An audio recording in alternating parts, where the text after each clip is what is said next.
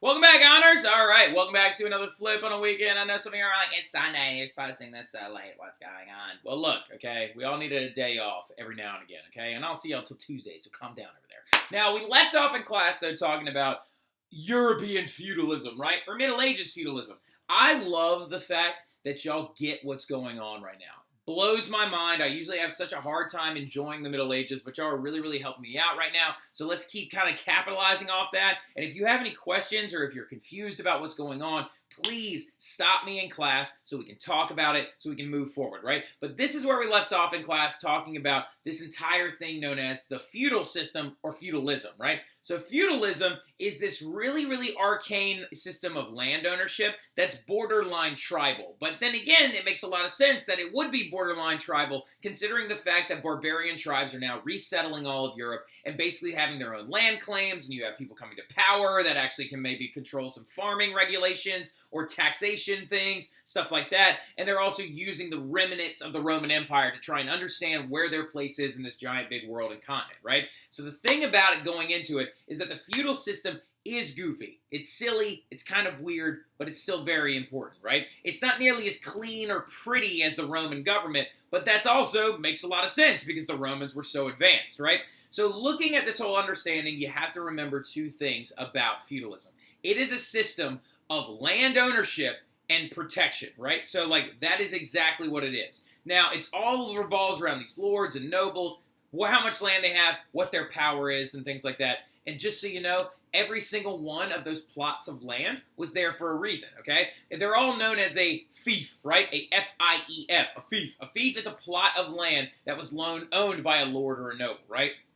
Now, each of these plots of land were owned by a lord or a noble, and the idea that their land ownership would lead to a more solid state and actually make it so a king could easily fight in a military war, or so these nobles could protect their land from things like Viking raids and stuff like that, okay? It is believed that this system was established from old Roman villas. Now, a villa was what all the rich Romans had back when they were very massive in their growths of expansion, right? So do you remember when we talked about Delaney, and Delaney had all this land, and she bought Damari's land from her, and Damari was a veteran, and Damari's land was all messed up, so she had to take that like money, and blah, blah, blah, blah. So Delaney would have lived on what was known as a villa, right? A villa is a massive area of land that's all about growing crops to sell them to make money as an agricultural standard, right?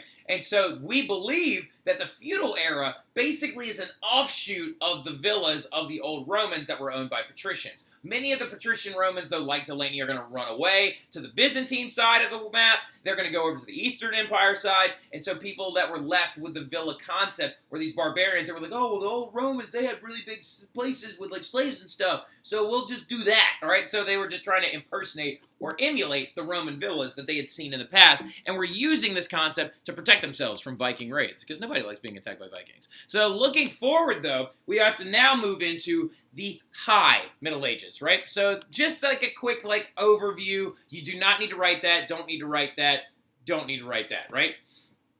What you do need to understand, though, is that just as an overview, we just talked about the early Middle Ages. Now, in a nutshell, the early Middle Ages is just kind of like a limited learning Dark Ages-like era, right? You've got some kings popping up. You've got barbarians resettling everything. You have languages of Europe being solidified. You've got people that speak German are now founding places that are like by Germanic tribe members. You've got the Angles and the Saxons in Britain. You got the Franks in the Middle Territory that are expanding over large swaths of land that are owned by no one, but then people like Charlemagne are putting people on them and saying, you own this junk, you get some serfs, you get some vassals, you're loyal to me, blah, blah, blah, blah, blah, blah. That's the early Middle Ages. Most of the early Middle Ages is lost to history because nobody really knew how to read or write, except under Carolingian Renaissance, Charlemagne kind of stuff, 2 to 4%. Now, the thing going forward, though, that you do need to understand is that the establishment of feudalism is going to be important to protect and keep order, but it is eventually going to evolve into this, the manor system, right?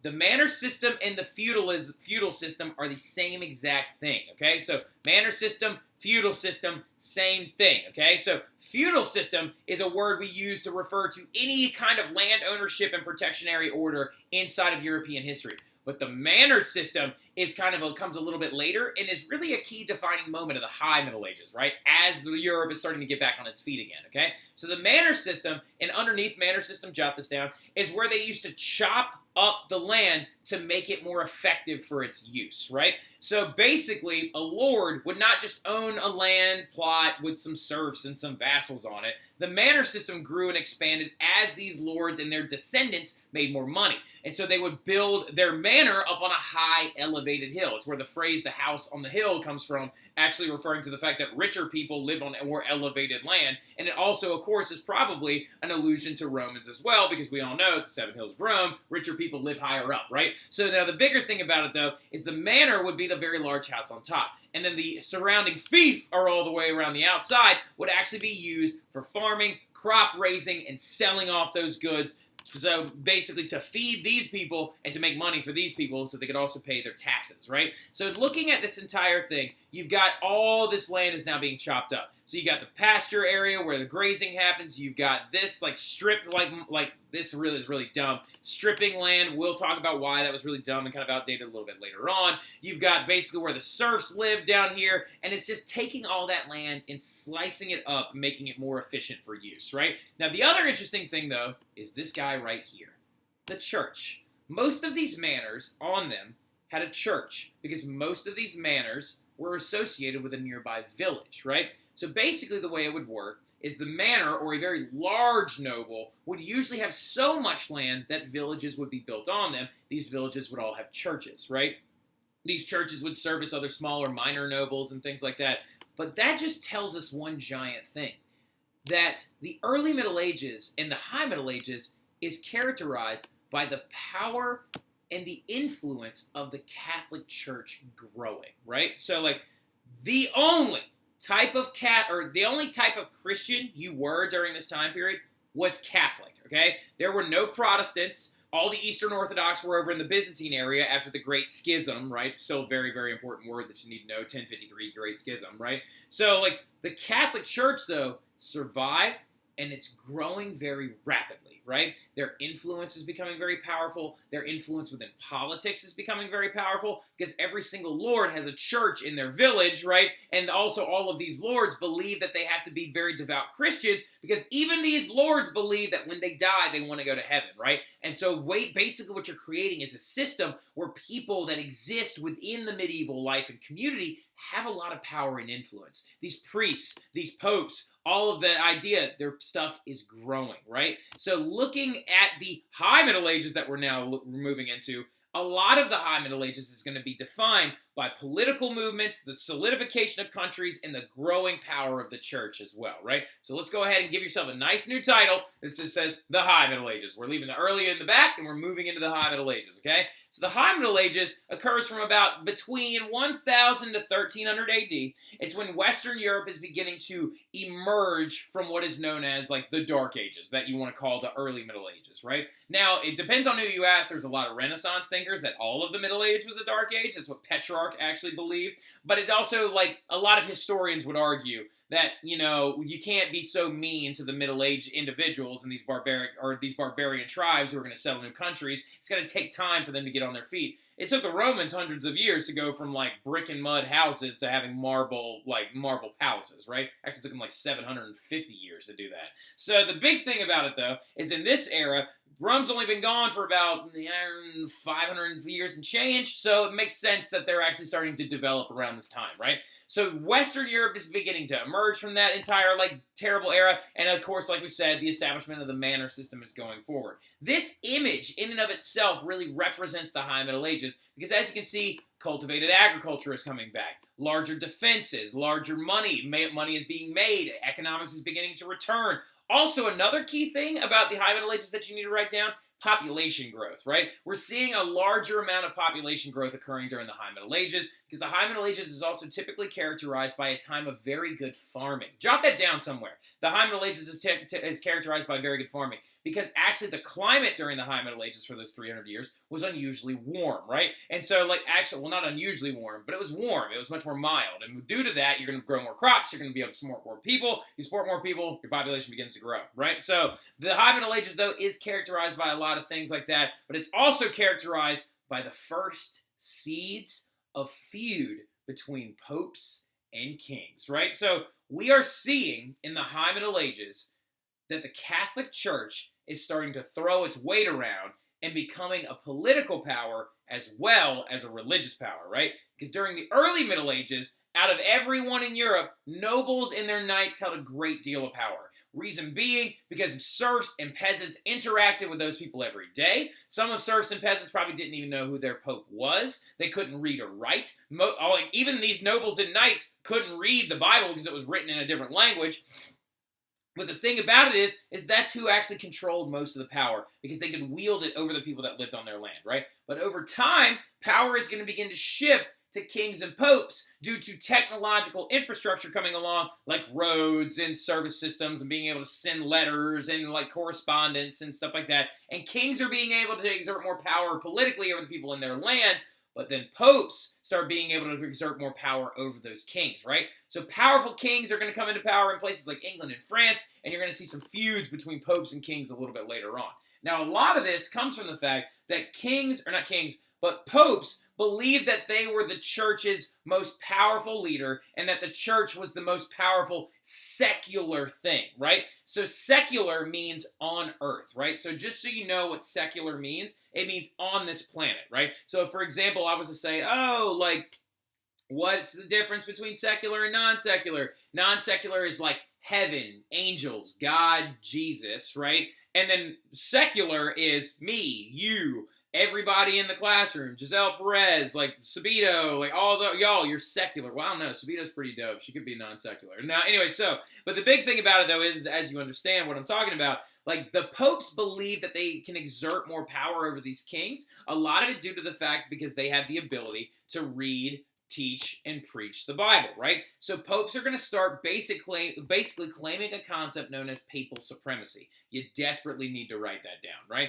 So you're seeing at the highest order of things in Europe, you're seeing popes beginning to say, well, hey, king, you need to listen to what I'm saying. You need to do what I'm asking you to do. You need to fight and ally with the Catholic Church forces because I said so, and I'm the Pope, and I'm closer to God than any person on this planet. And if you don't, I'm going to make things bad for you when you die, right? So, like, the Pope and the Church they are starting to become, like, corrupt, right? So power does corrupt. And now I'm not saying everybody, that's not true. And it's also very, very lofty to claim as a historian that the Catholic Church's power was that all popes were corrupt during the Middle Ages, which is 100% not true. There are a lot of fantastic popes that are actually considered to be some of the most influential people actually leading forward the entire movement into the Renaissance, right? The guy that's believed to have started the Renaissance is a Catholic priest, St. Thomas Aquinas, right? So, like, when you're talking about all of this understanding, I'm just saying that you are starting to see some political power struggles between popes and also secular leaders like kings, right? But papal supremacy is this idea where it's like, oh, the Pope and the workers underneath him can read the Latin in the Bible, translate it, and actually put out the Word of God, whereas kings cannot, right? So the thing about it, though, is you are going to start seeing some political power struggles and some, like, seeds of dissent in the government bodies of, like, the popes and the kings of Europe, right? Now, we're getting ahead of ourselves, though. That's a really big concept that we'll bring up again even later, but to understand the Catholic Church in the medieval era, you got to kind of, like, zone in a little bit. And you actually need to be able to say, like, well, wait a second.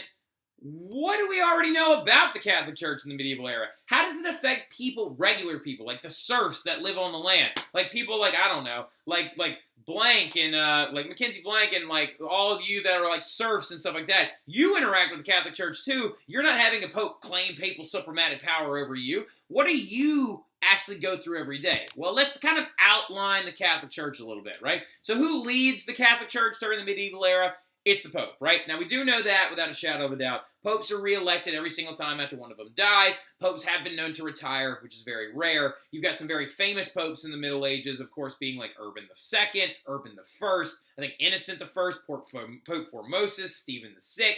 Like, Stephen VI and Formosus are ridiculous. We'll talk about them a little bit in class and how they put each other's dead body on trial. But anyway, there are other leaders as well, right? So, like, the other people that maybe a serf might interact with, though, a peasant or a noble, is going to be people like cardinals, bishops, priests, etc., right? So there's an entire bureaucratic system to the Catholic Church in the Middle Ages that you need to understand. And it goes from parish priest at the very, very bottom, all the way up to bishop, all the way up to cardinal, all the way up to pope, right? So now, other big thing about the entire understanding of the Catholic Church during this time period are these icons, and their stories are of heavy use in the Catholic faith, right? So who are these people that their stories are constantly repeated over and over again to try and give people a better understanding of their faith and the growing of their faith? Well, they're these people called saints, right? Saints are a heavy, heavy use in the medieval Catholic Church era, and you also have to know that there are tons of them. There are actually over 10,000 saints in the Catholic Church, right? But you've got famous saints like St. Patrick. You've got saints like St. Catherine of Siena.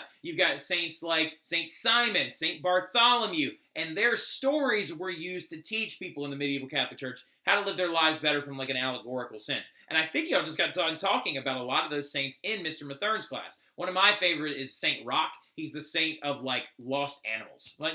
Now, how often did people go to church in the Middle Ages though? This is a big thing.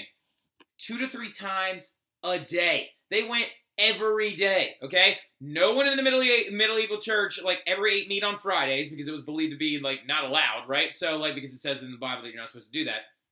And then also, they went every day for morning mass, usually also a couple of times a day, maybe for reconciliation or some quiet silent prayer and atonement or like advice from a priest or something like that. So the medieval Catholic Church has a heavy impact on the daily lives of a medieval person, right? Now also, this is another big thing. What language was the Bible only written in during this time period? It was only written in Latin, right? So like that means that everybody that wasn't involved with the Catholic Church couldn't even read the text that they were being preached to, right? So the village life completely surrounded that church that we were talking about, right? This, for example, is a medieval Catholic church built in the thousands AD in Europe, right? So it's ran and supervised by what's known as a parish priest, right? And it's of massive importance. It's where you receive your sacraments. It's where you receive your marriage like vows. It's where you receive your baptism, your burial, your confession. So but basically, the medieval church goers thought their entire lives revolved around that church and that it was very, very important to them because they couldn't receive their marriage or their baptism or their burial or receive their confession. And if they didn't receive those sacraments, it is believed that they, of course, would receive punishment in the afterlife and not actually be able to enjoy like the kingdom of heaven and stuff like that. Now, you're living in the Middle Ages where disease runs rampant. No one can read and write for the most part. Like you've got times of famine and war going on. So it sounds to me like you're like looking forward to the afterlife more than you're looking forward to regular life. So of course the village church is going to become of massive importance, right? You also have the importance of the host, which is of course the Eucharist and transubstantiation, right? Now the host, or what I'm getting at with the host, is the idea or the connotation that receiving the like body of Christ as one of your sacraments, the sacrament of communion, right? So like the host though is also believed in the medieval Catholic Church era during this time period in this concept of transubstantiation, where that piece of bread and wine turns into a literal piece of like the body and blood of Christ, right? So that's going to become a big thing as well that the medieval Catholic Church is set up on top of, and that's going to lead to some different things in the 1500s when we talk about the Reformation, right? So also, the other big thing that you need to highlight is right here is that every single Catholic church or village Catholic church is believed that you needed to pay your tithe, right? Your tithe was the donation you had to make to the church every single week. It was 10% of your income, right? So the tithe is really important because in the early Middle Ages, the tithes were low because most people weren't making very much money. But as economics return to the entirety of Europe, the tithes amounts are going to keep going up and up and up because it's 10%. It's not a flat rate, right? And since it's 10%, that means that eventually in the High Middle Ages and the Late Middle Ages, the Catholic Church is going to start collecting an insane amount of money, right? And as we know, money typically corrupts, and we're going to talk about that a little bit later on with their involvement in the Renaissance going into the Reformation, right? So also, the village church is even where you dealt out justice, right? There were no courts of law in the early and High Middle Ages, right? Or not at least until the later part of the High Middle Ages with 1215 when we actually get to the... there's a document we'll talk about later that's going to establish like this thing called habeas corpus. But the thing about it is if you did something wrong or violated a crime inside your village, the church is where you went to receive your punishment, right? Sometimes there would actually be these things known as ordeals that people would have to go through. An ordeal was like, if God says that you haven't done what you have said you have done... Okay, we'll use an example. Here we go. So let's say Lucy Knockin, right? So Lucy has stolen a loaf of bread, right? And she has been accused of stealing that loaf of bread by Avon, right? And Ava is like, or not Avon, Ava said, Lucy stole my bread. She's stealing from me. That breaks one of the commandments. so she should be punished, right? Well, Lucy, since there's not like a really like good system of juries and lawyers and evidence and stuff like that, a lot of times Lucy might be put through what's known as an ordeal. An ordeal is where basically they would get like a red hot piece of metal that had been in a fire, and they would be like, if you didn't do it, it won't burn your skin, and they'd like make you hold it or something like that. There would be ordeals by water where they would actually like partially drown, like or like try to simulate drowning to people. And then there was also ones too as well, ordeals for adulterers where they would be like banished out of the city and then like tied to each other naked and then sent out into the woods, right? So primitive justice even happened at the village church, right? And again, we're not surprised. It's the Middle Ages. What else do you expect, right? Celebrations, though, would also happen at churches, so justice and celebrations, that's a big deal, I guess. But moving forward, another big deal about the medieval Catholic Church has to do with the architecture of these larger buildings, right? So the church in medieval cities were very, very big. They were usually supervised by a bishop or a larger cardinal, and due to this, they're actually going to gain a lot of money and have a very specific style, right? So these cathedrals are all built, very importantly, that you need to know, in a style known as Gothic architecture. Jot that down, right? Gothic architecture, exclamation point. Now, underneath Gothic architecture, you need to put a series of bullet points, okay? You can write as many or as few as these that you want. Write the ones that you remember the best, but the big thing about it that you need to understand is that you are going to have to fill some of these in on your test in the fill in the blank section, so you need to be prepared for that, right? So the most famous Gothic cathedral that was built during the 1200s AD, or originally started in the 1200s AD, or the 13th century AD, is this guy right here, known as Notre Dame, right? So, like, Notre Dame is also very famous for being in a Disney movie, of course. Bells, bells, bells, bells, bells, bells.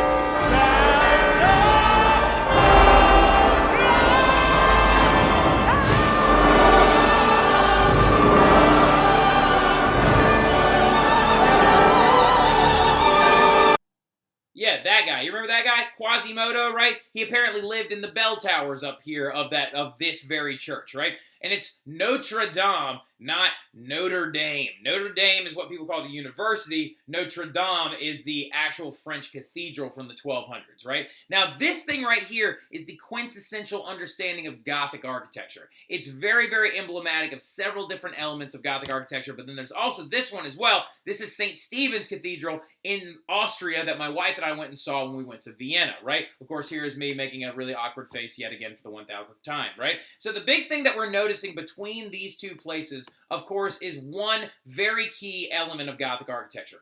Everything comes to a point, right? So everything in Gothic architecture comes to a very sharp edge, right? So the thing about it, though, with that, a lot of like architects and historians believe it's like drawing attention to the heavens and stuff like that. That's where your steeples come from and different items like that. Now, some of you might be like, well, Mr. Terry, what about this one? That's a little dome. That actually is called a Renaissance cap, because that tower was being built when the Middle Ages was ending and at the beginning of the Renaissance. And then at the Renaissance, they were like, ugh, let's get away from this thing and let's make things more smooth and clean, right? So you can actually see the transition of architectural styles in this one building, right? So that's a huge thing about Renaissance architecture, is that everything comes to a point. The other big thing that you can notice between these two buildings is it uses all of the same type of stone. So you've got universal stone construction, or the same stone construction throughout, right? That's going to give the entire building one distinct color, no color variations. Some of you are like, well, what about this roof? That roof was added much later, all right? Much, much later, just to try and dress the cathedral up and stuff like that.